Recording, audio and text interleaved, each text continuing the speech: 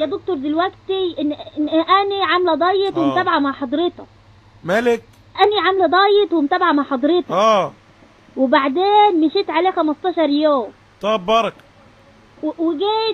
وجيت تاني بعد 15. ايوه.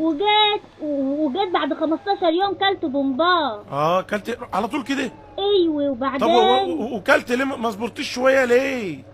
هذا اللي حصل يا دكتور. بومبار على طول كده اهو. وبعدين كلت 40 بيضه و3 فرخات. وراحوا فين؟ ما هسمع يا دكتور القصه. ايوه وراحوا فين؟ وكلت 40 بيضه فقلت انا لازم احل بقى، فرحت طفحت صينيتين بسبوسه. جدع. وبعدين رحت استفرغتيه. ايوه. وبعدين دلوقتي اصحابي عمالين يقولوا لي تعالي معانا عشان تاكلي من بره، تاكلي نجريسكو والفريدو. ايوه. وانا جعانه وعايزه اجيب معاها. جدع. فاضل ايه تاني ما معكيش طبله؟ ما معكيش طبله؟ استني بس استني. انت حد مأجرك عليا يا بنت؟ والله يا دكتور ده اللي حصل. يعني الوقت كلت كام صينيه بسبوس؟ 2 صينيتين بسبوسه. واصحابك خارجين دلوقتي رايحين ياكلوا، عايزه تروح معاهم تاكلي؟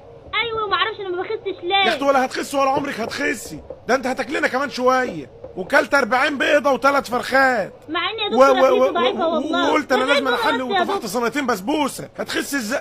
هتخسي ازاي يا اختي؟ فرخات عتاقي. مش هتخسي انت يا اختي، انت عايزه واحد يجي يفجرك بحاجه عشان تخسي. الله. طب سؤالك ايه يا زينبو؟ هل الدايت باظ بقى؟ انا بشرب باظين 2 و4 باظات و80 باظ. ده باظ يطير يا بيت. باظ مين يا بيت؟ ده باظ وانتحر يا بيت. الله يخرب بيتك.